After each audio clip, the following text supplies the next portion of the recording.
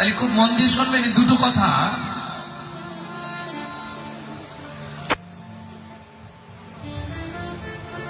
সুখী, এদিকে দেখান, কে আসছে কে আসছেন এদিকে দেখা দরকার নেই।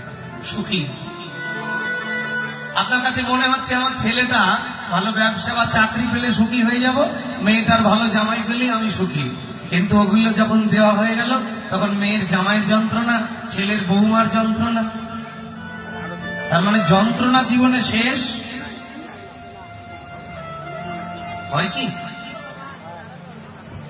যাদের বয়স, যে বাবা মায়েদের বয়স 60-70 হয়ে গেছে, ওদের জিজ্ঞেস করেন তো যে আপনি তো 40-50 বছর সংসার করলেন বাবা, আপনি কি চির সুখী ছিলেন?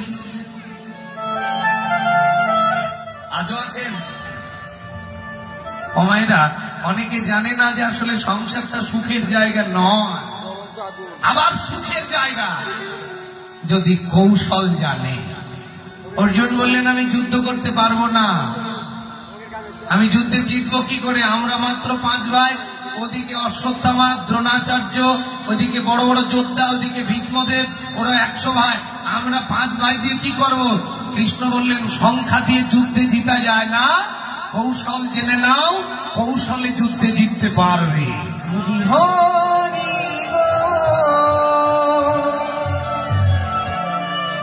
ওমা, 1 কোটি টাকা থাকবে, সুখ থাকবে না যদি কৌশল না জানো, আবার টাকা থাকবে না, সুখী হবে যদি কৌশল জানো।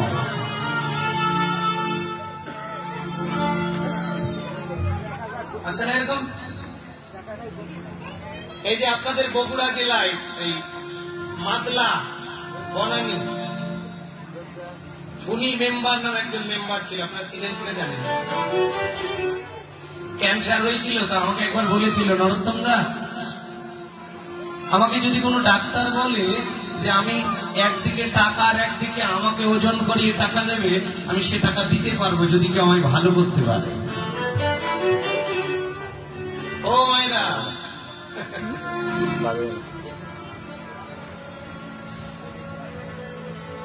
কি বলেছে শুনেছেন?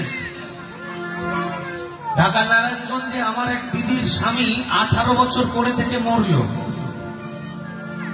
কত বছর? টাকা ছিল না? ছিল 12টা বাড়ি ঢাকা শহরে, কোটি কোটি টাকা। ভালো হয়নি। মালয়েশিয়া, জাপান, ব্যাঙ্গালোর, চেন্নাই, বহু দেশে আছে, ভালো হয়নি। ভগবান বলছে শুনে রেখো, আগের জন্মে যদি পাপ কর্মের ফল লেখা থাকে 12 বছর, পৃথিবীর কোন ডাক্তার নেই 12 সেকেন্ড কম বেশি করতে পারে।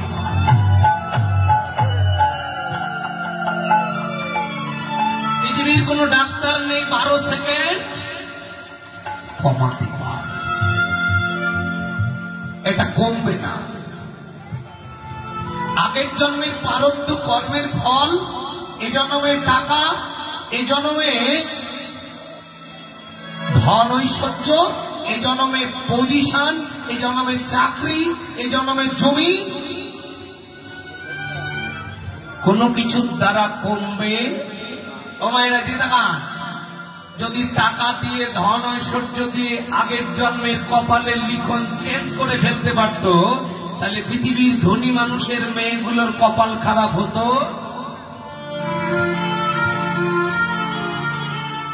মেয়ের বিয়ে দিল ভালো জামাই দেখে, 6 বছর পরে প্যারালাইসিস। একটা ছেলে একটা মেয়ে হয়েছে, প্যারালাইসিস হয়ে পড়ে আছে।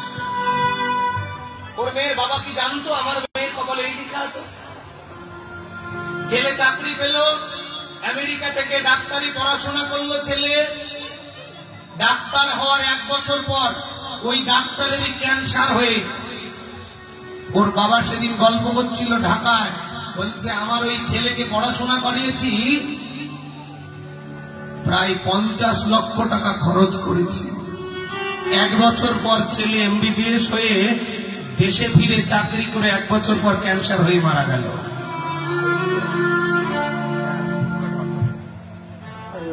তাহলে 50 লক্ষ টাকা খরচও করলো, ছেলেকেও হারালো।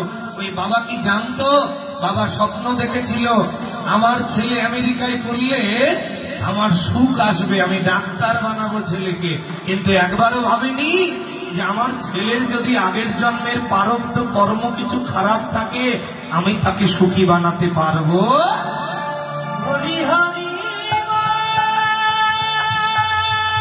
জীবনের সব থেকে বড় ভুল, মানুষ মনে করে টাকাওয়ালা ব্যক্তি হলে সুখ আসবে। ভগবান বলছে যদিও বা প্রারব্ধ না থাকে, সুখী আমি তোমাকে বানিয়ে দেব, কিন্তু আমার বিরুদ্ধে যে কর্মগুলো করেছো তার শাস্তি প্রদানের জন্য আমি তোমাকে শেষ বয়সে এমন ব্যথা দেব, সেদিন তুমি কেঁদে কুল পাবে না। তোমার টাকা আছে বলে ভগবানকে ভুলে যেও না, জমি আছে বলে ভগবানকে ভুলে যেও না। এই জীবনে তোমার টাকা দিয়েছে বলে ভগবানের সঙ্গে মাস্তানি করো না। তোমার জীবনে কপালে কষ্ট আছে। এই যে মায়েরা শোনো, এদিকে শোনো।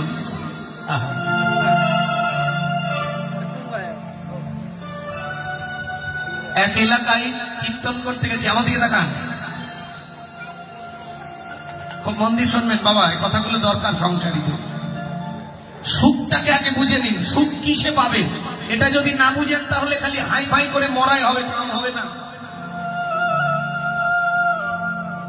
তাহলে আমরা একটা জিনিস জানতে পারলাম, যদি আগের জন্মের কর্মফল খারাপ থাকে তাহলে কপালের লিখন না যায়।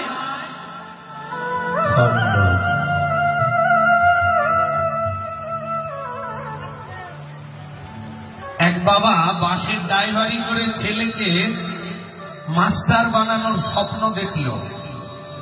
খুব মন দিয়ে শুনবেন মায়েরা, আমার দিকে তাকান। চঞ্চলতা পাচ্ছি, গাড়ি দিকে দিকে তাকাচ্ছেন, তাতে চঞ্চল কেন? আমার দিকে তাকান। কে আসলো কে বসলো এদিকে আমাকে দেখা দরকার নেই, আপনাকে শুনতে হবে। হ্যাঁ,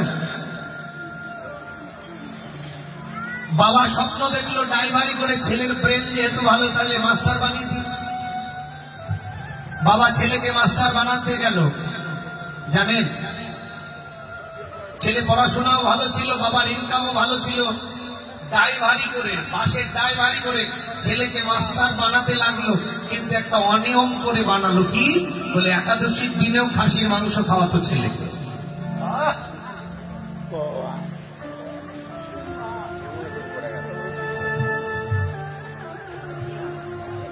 ছেলের ব্রেনও ভালো, মাস্টারও হয়ে গেল।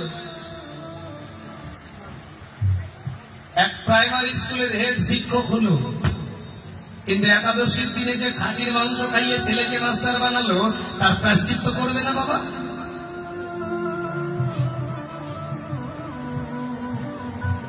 প্রায়শ্চিত্তটা দিল কি জানেন? শুনলে আশ্চর্য হবেন।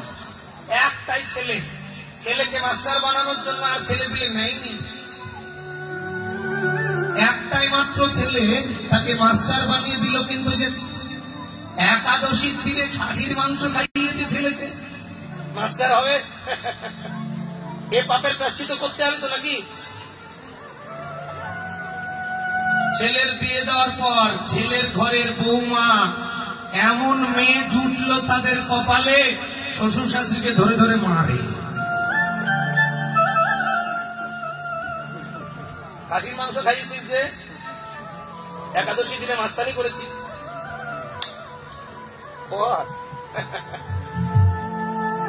5-10 বছর চলে গেল, মেয়েকে কিছু করতে পারলো না। ছেলে সরকারি চাকরিজীবী, যদি মেয়েকে মারে, মেয়ে যদি আত্মহত্যা করে, তাহলে ছেলের চাকরিও যাবে, সবই। ছেলে কি করে? মানে মারতে তো পারছে না। মেয়েকে জিজ্ঞেস করলো তুমি কি চাও? বলে তোমার বাবা মার কাছ থেকে আমি আলাদা বাড়ি চাই। একটাই ছেলে, তোমার বেতনের টাকা তোমার বাবা মাকে একটা দেওয়া যাবে না। রাজি? ছেলে নিরুপায়, বাবা মাকে ছেড়ে দিয়ে এখন আলাদা শহরে বসবাস করে। বাবা এখন ড্রাইভারি আর করতে পারে না, চোখে দেখতে পায় না, কানে শুনতে পায় না, ভিক্ষা করে খাচ্ছে।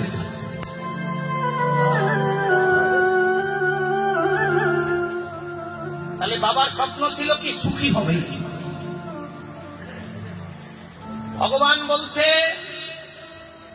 দুটো জিনিস মনে রাখবা, আগের জন্মের কর্মফল তোমার ছেলে মেয়ের কপালে যদি লেখা থাকে, টাকা থাকবে, সমাধান করতে পারবে না, কিছুরির দ্বারা সমাধান হবে না। এক নাম্বার। আর দুই নাম্বার, যদি তোমার কাছে মনে হয় আমার ছেলেকে অনিয়ম করিয়ে ডাক্তার বানাবো, আমি সুখী হবই হব, অথবা 10-20 বছর সুখী তোমাকে রাখবে ভগবান, কিন্তু তুমি যদি তখনও ভগবানকে না ডাকো, তাহলে তোমার জন্য এমন ব্যবস্থা করবে, সেদিন তোমার নয়নের জল শেষ হয়ে যাবে। তুমি যৌবনে তোমার একটু বাড়াও, যৌবনে তুমি ভগবানের কথা শুনোনি, যেদিন তোমার বিপদ আসবে সেদিন তোমার চোখের জল শেষ হয়ে যাবে, ভগবান সেদিন তোমার কথা শুনবে না।